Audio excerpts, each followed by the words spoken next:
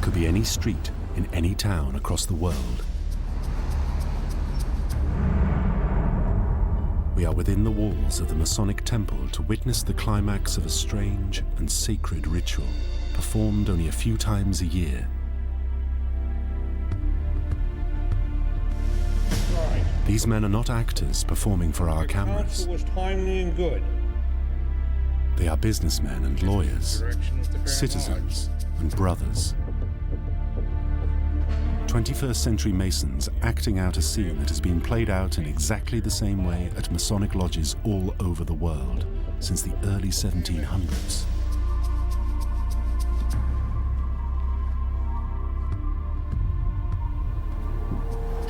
Each ritual features a high level of planning, for this ceremony is at the heart of Freemasonry. It commemorates the death of Master Mason, Hiram Abiff.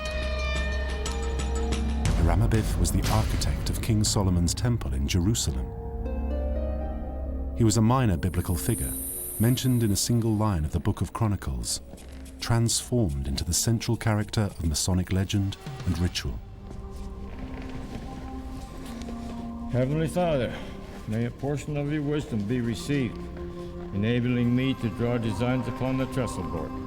For thou art my rock and my fortress. For thy name's sake, lead and guide me. Hiram Abiff embodies the values that all Masons strive for in their quest to become Master Masons. These plans are all in order. Whilst inspecting the work on the temple, Hiram Abiff encounters three of his craftsmen. They are known as Jubilah, Jubilo, and Jubilum. They demand from him a password that they think will grant them wisdom and power.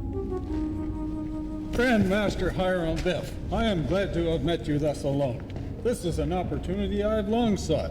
You promised that when the temple would be completed that you would give us the secret word of a Master Mason, enabling us to travel in foreign lands in order to earn a master's wages. The story of Hiram Abiff may be set in ancient times, but its lesson is easily transposed into the modern world. You and I will talk. So we know you got a payout. Where's the money? Just want our cut, that's it. Cut of nothing is nothing. Get back to work. We know it's there. We know Fat you know the chance. combination. You don't know nothing about that. Yeah. Yeah? The lesson is the same. Seek not what you have not earned. Grand Master Hiram Abiff, I heard you cavilling with Jubilah and Jubilo. From them you have escaped, but from me never. My name is Jubilum. Grand Master Hiram Abiff, for the third time, I demand of you the secret word of a Master Mason. Your demands are vain. Wait until the temple is completed, and I will do my best to serve you. Then die.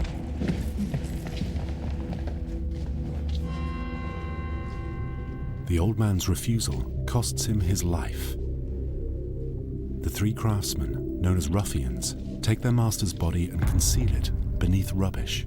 I now propose that we plant a sprig of acacia at the head of the grave to mark the spot should future occasion require us to find it. Agreed.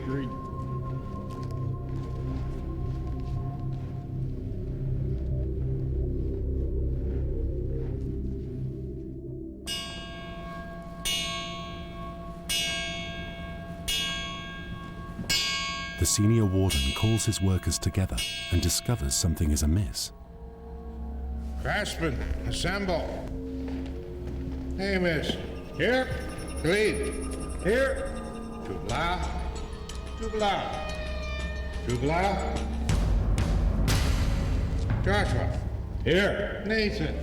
Here. Jubilo. Jubilo. Jubilo. Samuel. Here. Israel. Here. Jubilah. Jubilum. Jubilum. Jubilum. Gilligan. Here. Daniel. Here. Craftsman. Roll call is finished. Be gone.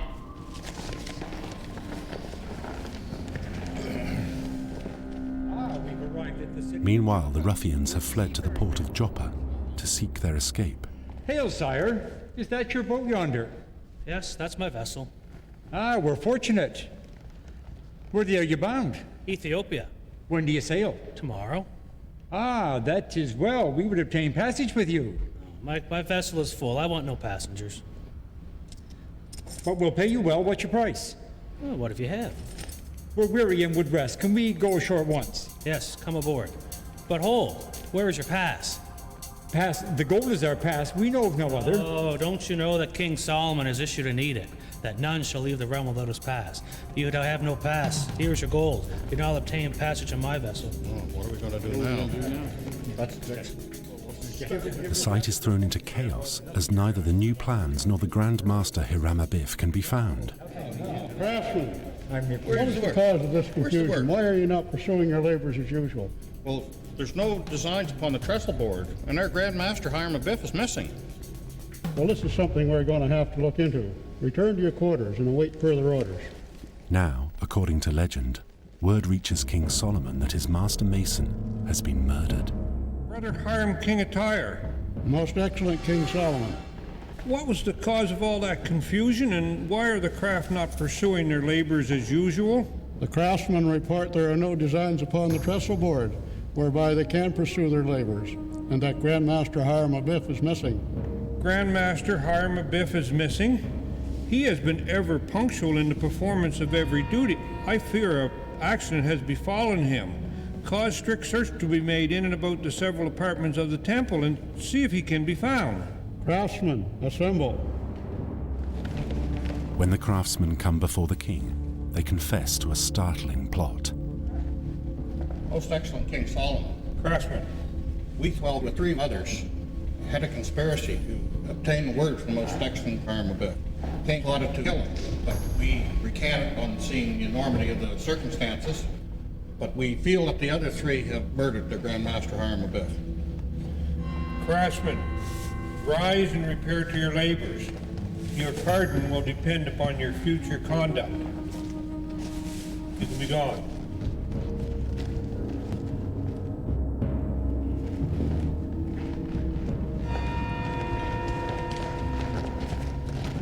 Most excellent King Solomon, we heard the voices of the 3 ruffians. We rushed in and we captured them and bound them, and we bring them before you.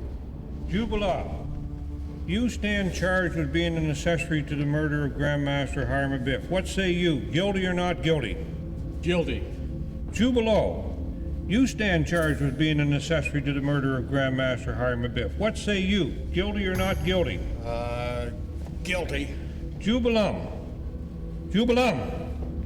you stand charged with being the murderer of Grand Master Hiram Abiff. What say you, guilty or not guilty? Guilty. Vile and impious wretches, reflect upon the enormity of your crime and the amiable character of him you have slain. Look up and receive your sentence, which is that you be taken without the walls of the city and severally executed agreeably to the imprecations of your own mouths. Be gone!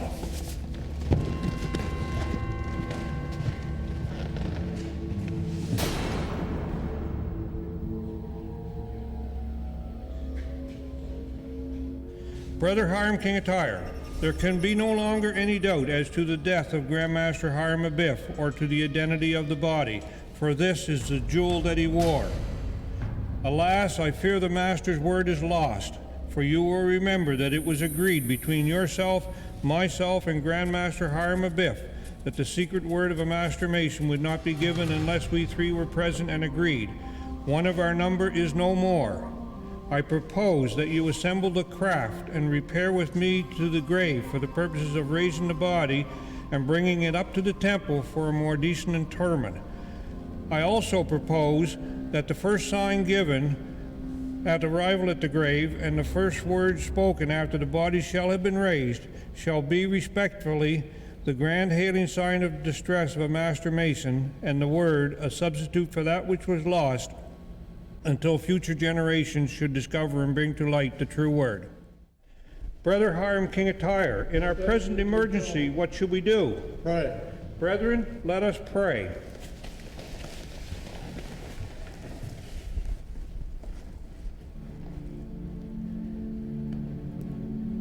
Amen. Brethren, let us rise.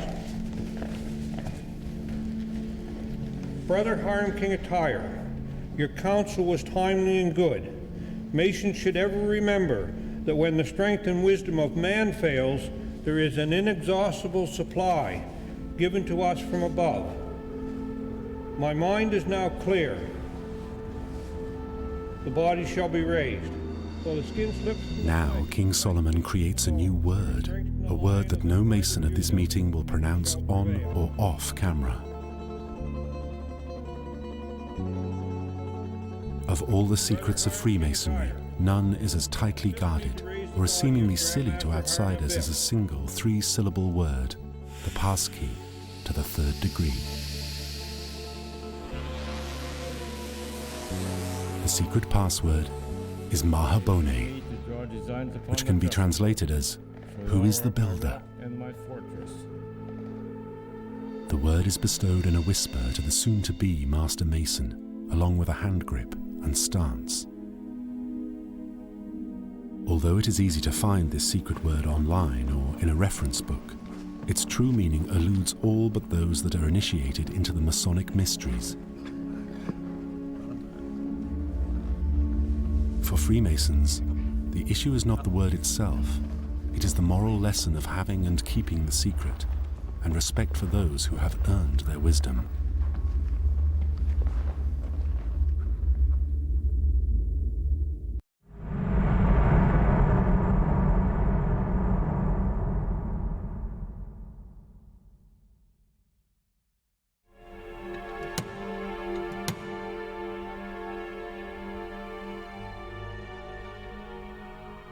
To become a Freemason, new members must be approved by secret ballot. A white ball signifies a yes vote. A single black cube means exclusion. Prospective members should state an interest in joining Freemasonry at their own will and admit to a belief in a supreme being. As new Freemasons go through the ranks, they enter a hierarchy of novice Masons, Master Masons, and Grand Masters, each one reached through initiation and rewarded with a secret password.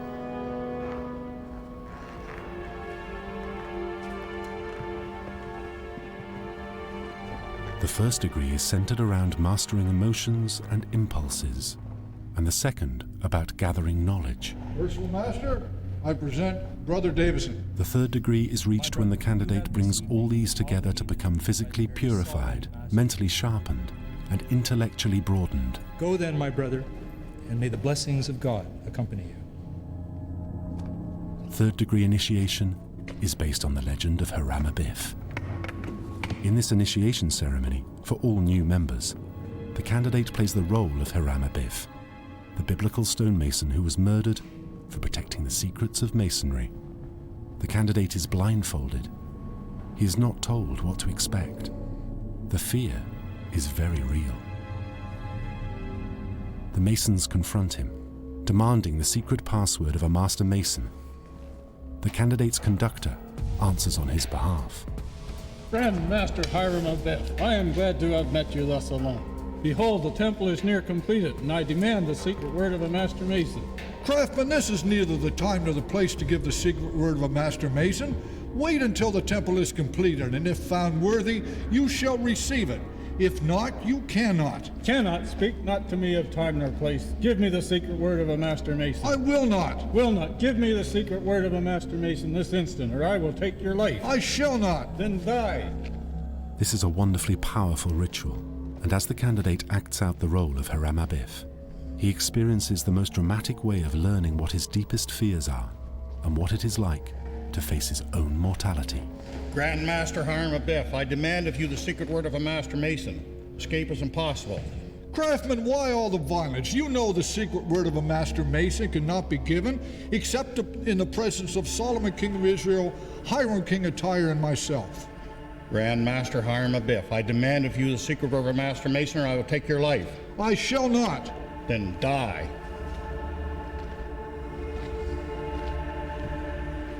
Grand Master Hiram Abiff, I heard you cavilling with Jubala and Jubalo. From them you have escaped, but from me never. My name is Jubalum. I hold in my hand an instrument of death. If you refuse me now, you do so at your peril. I, for the third time, demand of you the secret word of a Master Mason. Wait until the temple is completed, and I shall do my best to serve you. Then die.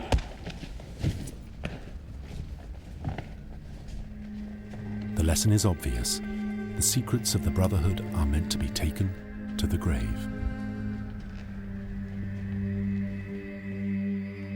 In the third degree, the candidate's death, through the character of Hiram Abiff, symbolizes the beginning of their new life as a Freemason.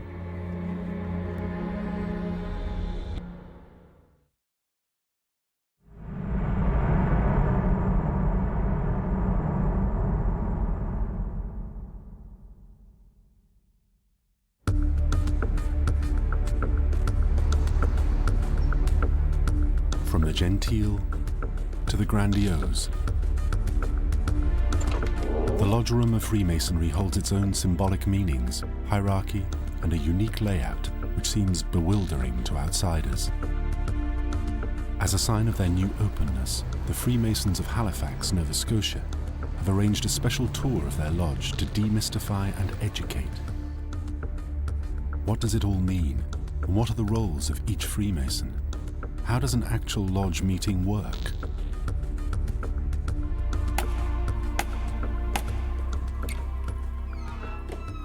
Welcome. Welcome to the Blue Room in the Freemasons Hall of the Grand Lodge of Nova Scotia. My name's Vic Lewis, and I'll be your tour guide today. If you look around the room, it's like any other Masonic lodge, and today we're going to go around the Blue Room and show you what some of the things are, and as much as I can tell you about what the symbolism means, because I can't tell you everything. One of the accoutrements of our Blue Room, but not necessarily Masonic symbol, is the picture we have on the wall here. And that's a picture of Alexander Keith, a noted brewer in Halifax. He was also a legislator and Grand Master of the Grand Lodge of Nova Scotia, and an important officer in many other Masonic bodies for many years. One of our most known and respected Freemasons. We'll start with the most important area. It's called the East, and that's where the Master of a Lodge sits. We usually refer to as the Chair of Solomon. Officers, take your respective stations and places and be clothed. If you look at those chairs, you'll see symbols on the top of them. And in most Masonic lodges, there are symbols like that somewhere near all the stations in a lodge. That square says that the master sits there. These things say that a past master sits here. And so the East is usually in Masonic lodge reserved for past masters. Notice that he's on 3 steps that come up. I'd like to tell you what those 3 steps mean, but you'll have to become a Mason to find out. Down on the front, we have 2 stones on either side. We call them ashlars. One is a rough ashlar, and one's a smooth ashlar.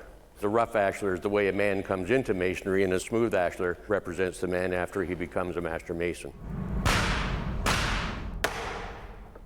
This is the Master's gavel. The Master uses the gavel to keep order in the lodge. If the Grand Master or another senior officer visits, it's customary for the Grand Master to offer the visiting officer the gavel so that he can take over the lodge. Right Worshipful Brother Junior Grand Warden, it is indeed a pleasure to have you with us here in Burns Lodge this evening, and an honor for me to present you with our gavel and invite you to take a seat in the Oriental Chair of King Solomon. Worshipful Master, it is indeed a pleasure to visit Burns Lodge once again, and I know you have a lot on your plate this evening, so I'll hand you back the gavel so you can get on with the work of the evening. Thank you again.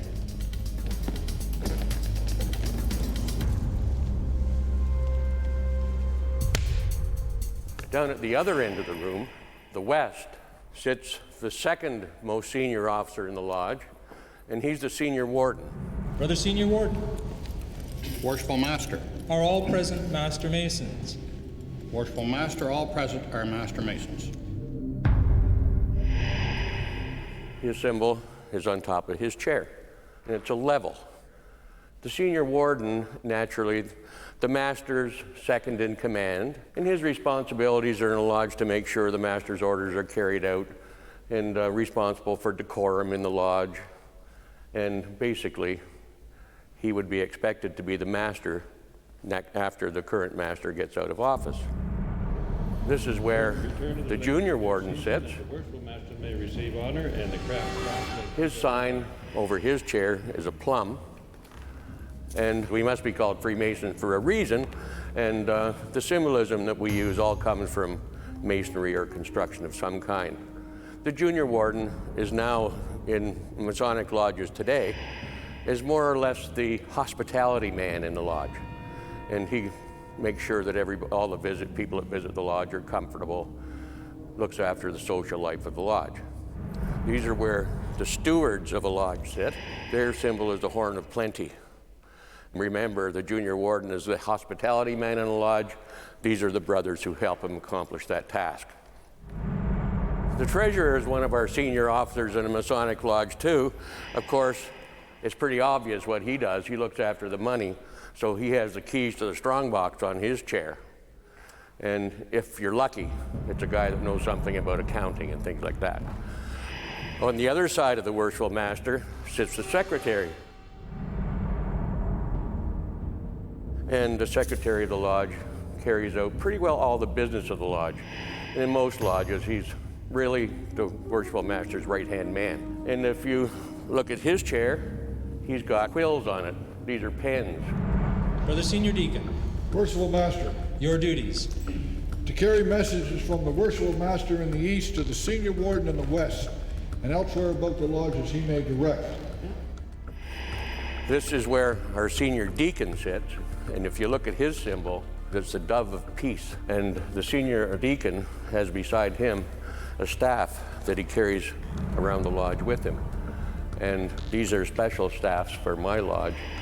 And if you look at the top of them, they have a thistle because we're a Scottish lodge. He's probably one of the busiest people in a Masonic lodge because he carries things around the lodge. He distributes the messages between the master, the senior warden, and all the other brothers.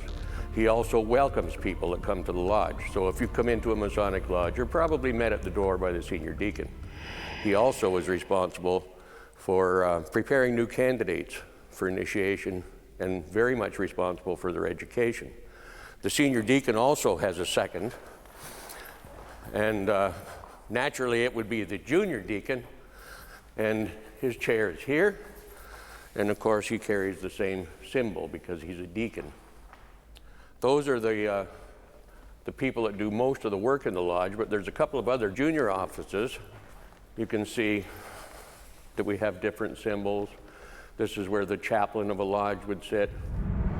Grant that the sublime principles of Freemasonry may so subdue every discordant passion within us, so harmonize and enrich our hearts with thine own love and goodness. The historian might sit in this chair. If you go back over to the senior deacon's chair, in this particular one, the symbol represents music because this is the organist station, but any officer can sit here. In my lodge, the director of ceremony sits here. Now, a couple of offices we haven't looked at very closely were right when we came in the door. Let's go have a look at them. Right near the door of the lodge, the inner guard sits, and his symbols are two crossed swords because he is one of the guardians of the lodge to make sure that people don't get into the lodge that don't belong. And he works in conjunction with a senior member outside called the Tyler, and between the two of them, they guard the entrance to the lodge. And if anybody wants in, the guy outside will check him out first, and this man will enter him in and bring him into the lodge if the worshipful master says it's okay. Grand Lodge officers who accompany the Right Worshipful Junior Grand Warden will advance to the altar, salute, and take seats in the east. Right in the corner of the lodge are a couple of pillars. Since this is a representation of King Solomon's temple, these pillars represent the pillars that were at the porch of King Solomon's temple. Now, if we come back here and look all over the lodge, we can see how it might be laid out as part of a temple. Because right back here where the pillars were is the first gate that you pass through. And you come into the second part at the altar, and the altar is clear separation between one part of the lodge and the other. And that part of the lodge where the master sits is the part that's out of bounds. It's the holiest part of King Solomon's temple. and it's the part that's most respected in Masonry. The altar in the Masonic Lodge, you'll find, in our case, a Holy Bible, but nowadays we refer to it as the volume of sacred law because we do not espouse any religion at all in Masonry. We welcome men of any religion to the craft. There are lodges in Singapore, for instance, which have 6 or 7 different books open on their altar because they have men of that many religions there. And this is where, if somebody's visiting the lodge, they first appear before the master and find out what kind of business is being conducted in the lodge so that they know what's going on. And the way things are laid out here tells us how the lodge is operating at the time. This is a special place too, because this is where we first bring people when they come to be Masons.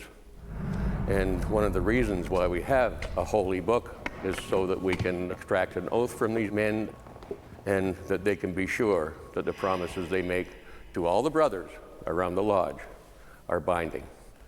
In some lodges, in some parts of the world, there are no books on the Bible because they think that the word of a man should be his code. The lodges that are associated with English and North American lodges, we don't think that, and we like to have a holy book on the altar.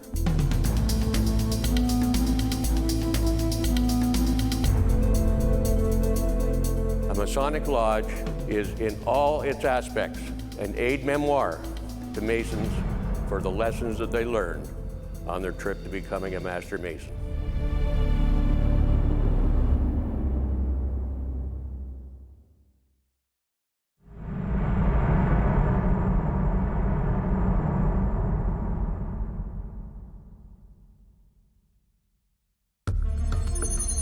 The symbolism of Freemasonry remains one of its biggest enigmas.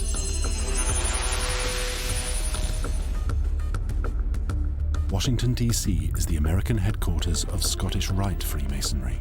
Outside, the temple is merely monumental, but we're going inside into a hidden realm of images and icons, marble and myth.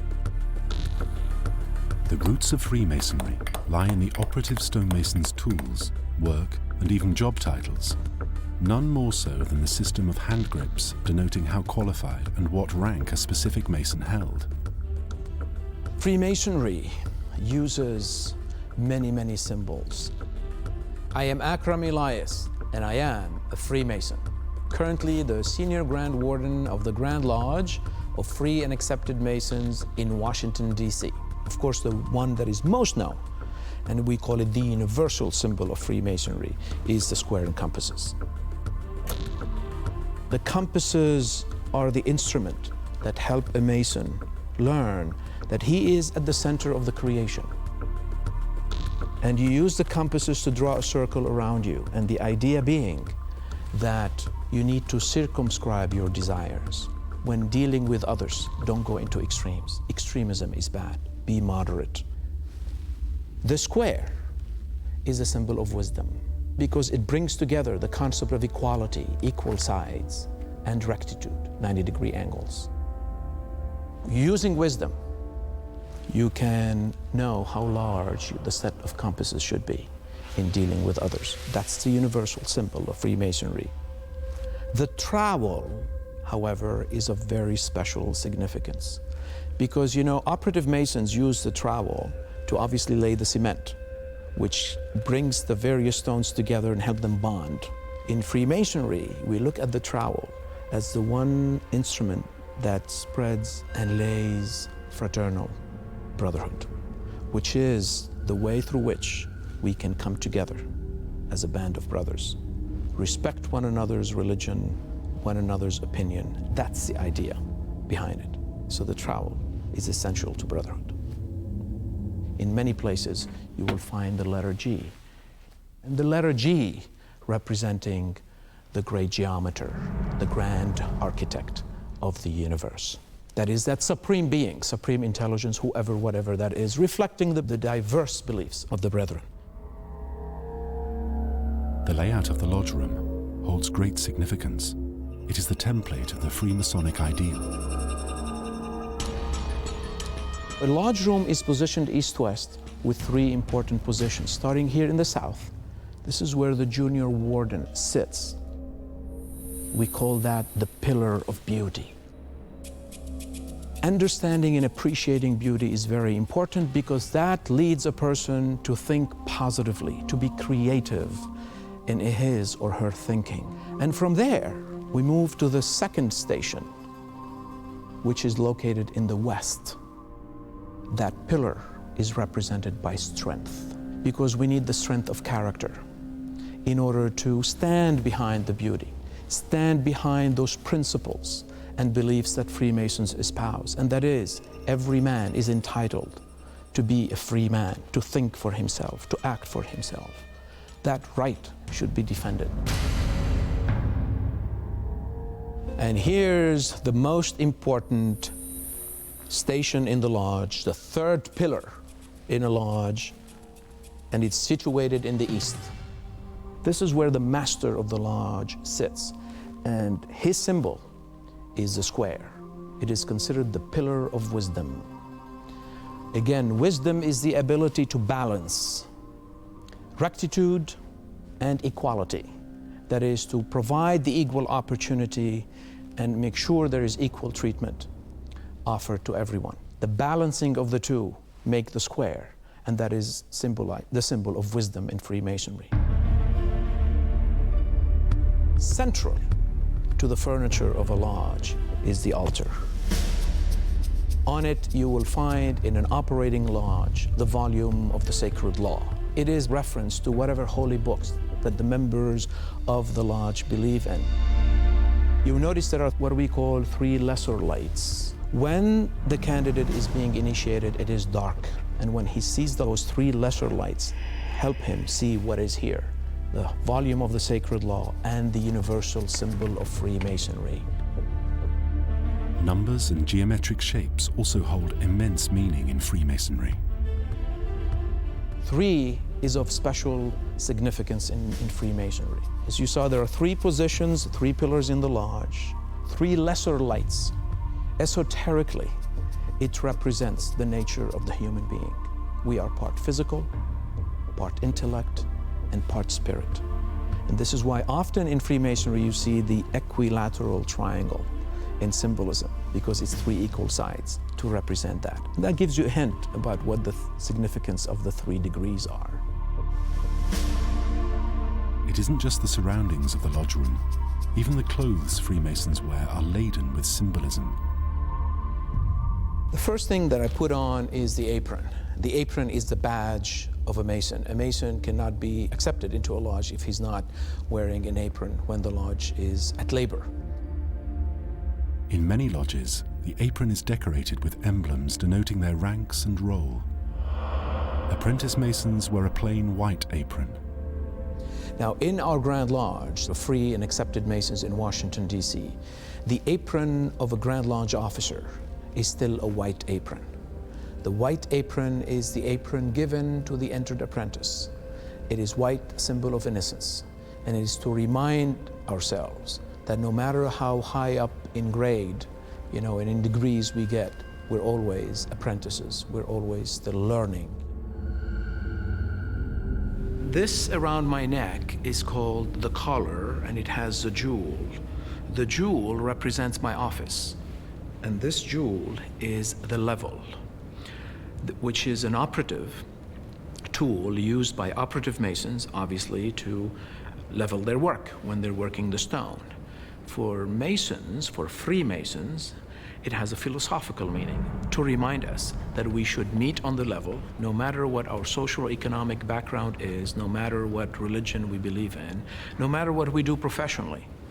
And that is the tool that symbolizes the office of the senior warden, like in a lodge room, but here in this case, I am at the Grand Lodge level. In the jurisdiction of Washington, D.C., we also wear a name badge. This is to help, especially for a Grand Lodge officer, as you travel around from one lodge to another for new brothers, new members, to know who you are. It makes it easier.